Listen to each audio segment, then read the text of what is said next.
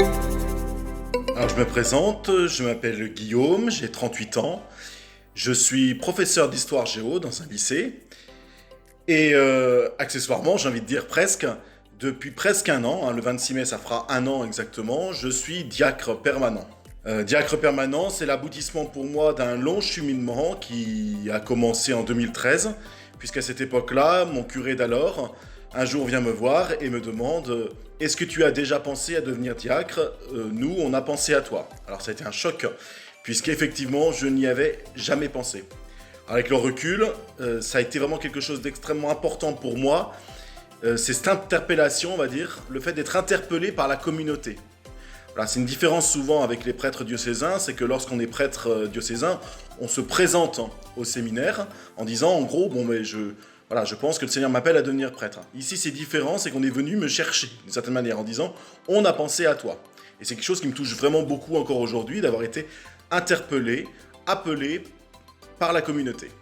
Alors je disais que c'était le cheminement ou l'aboutissement, pardon, cette ordination d'un long cheminement, hein, depuis entre 2013 et 2019. Voilà, il faut un peu de temps pour se préparer, pour discerner, savoir si c'est vraiment ce à quoi le Seigneur m'appelle, d'autant plus que pour moi, j'avais on va dire une difficulté, c'est que j'étais célibataire, ce qui voulait donc dire que si j'étais ordonné diacre, je devrais le faire dans le célibat, me consacrer toute ma vie dans le célibat.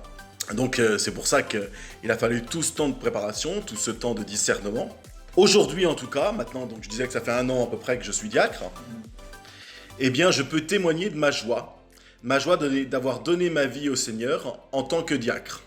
Alors le diacre, si on regarde vraiment l'étymologie, ça vient du grec diakonos, et le diakonos c'est le serviteur. Alors si on reprend maintenant tout ce que je viens de dire, on se rend compte que je dis que je suis heureux, très bien, je suis dans la joie, je suis serviteur et je suis célibataire.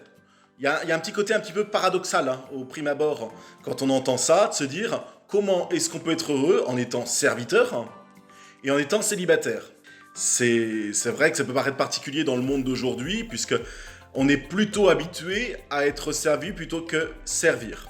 Alors ça c'est vraiment quelque chose que j'ai découvert et que je découvre encore aujourd'hui, c'est la joie que le Seigneur me donne en servant les autres. Alors pour moi les autres ce sont principalement les plus jeunes, les lycéens, les jeunes qui me sont envoyés, hein, qui me sont donnés d'une certaine manière, et de les aider à avancer, à découvrir le Christ là où ils en sont.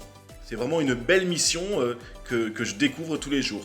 Et c'est vrai que le fait d'être célibataire me donne quand même un cœur, on va dire, tout disponible pour accueillir cette mission.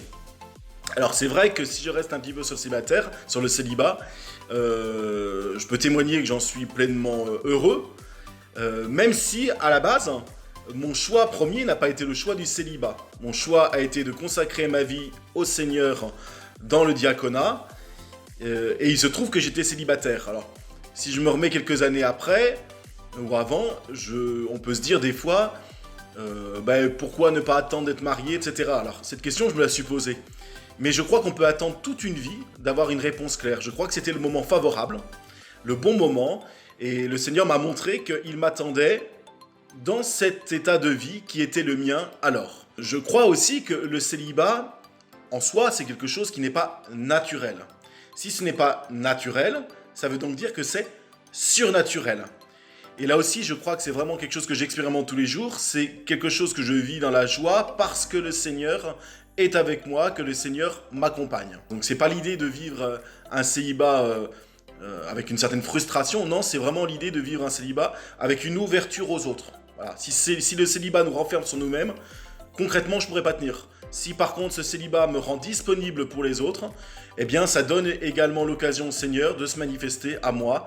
Ça donne l'occasion au Seigneur de me montrer tout son amour. En tout cas aujourd'hui, hein, comme je le disais, au bout d'un an, je peux vraiment témoigner de ma joie d'avoir reçu ce sacrement de l'ordre, d'avoir reçu ce sacrement du diaconat. Et je vous invite, hein, pour terminer, à méditer la figure de Saint Laurent, hein. Saint Laurent qui fait partie des premiers diacres de l'Église, avec cette petite anecdote qui est superbe, c'est que lorsque on était pendant les grandes persécutions, hein, et lorsque on rassemble le pape et Saint Laurent, qui était vraiment son bras droit, eh bien Saint Laurent, on lui demande à ce moment-là de rassembler toutes les richesses de l'Église.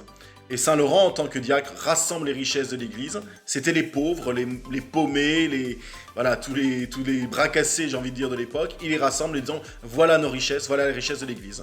Et en tant que diacre, c'était sa mission première. Humainement, ça lui a pas porté bonheur, puisqu'il s'est fait griller. La tradition nous le rapporte. Mais en tout cas, ça montre beaucoup de ce que doit être le diacre encore aujourd'hui. C'est-à-dire au plus proche des paumés, des bras cassés, des plus pauvres.